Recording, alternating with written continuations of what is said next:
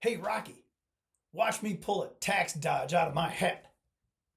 For you Rocky and Bullwinkle fans of my youth, John Havlicek here with another version of Common Grounds. This is my last in the series on SNAP and what's really behind it in this news cycle. Spoiler alert, it's greed and bullying. All right, if you're still here, where is the government really losing revenue? Whether we call it waste or fraud or overpayment or a tax loophole or whatever. You know what? Let's go straight to the horse's mouth.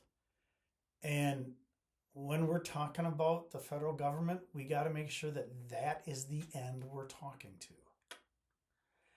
The IRS itself reports that it undercollects taxes in the amount of, I'm not going to tell you yet, billions of dollars per year.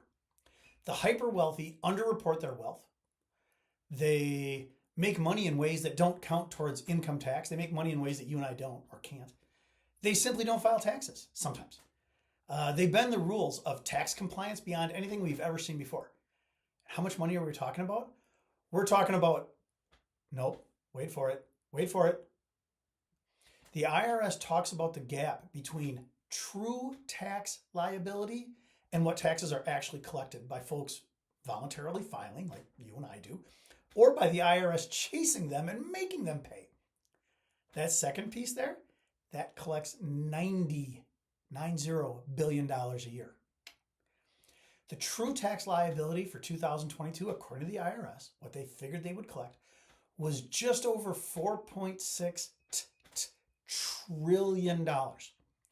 But the total taxes collected were just under $4 trillion. Meaning, these folks that cheat the system do so to the tune of $600 billion a year. I'll give you one quick example. Jeff Bezos, you heard of him, one of the richest people in the world. In 2007 and again in 2011, he managed to report zero federal income taxes. And even though in 2011 he had a net worth of $18 billion, he managed to get a $4,000 child tax credit for his children. Then by 2018, he had a net worth of $140 billion.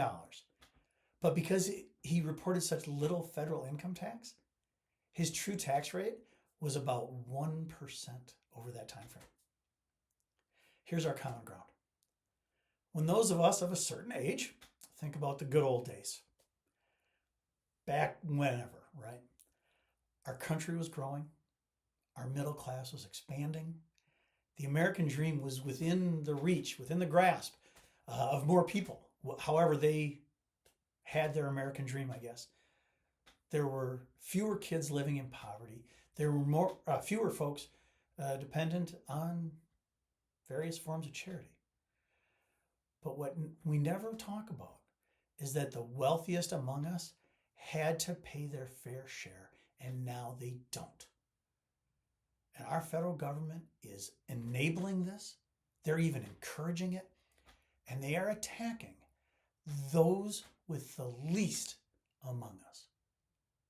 And our common ground has to be that we refuse to accept this. That's it for today.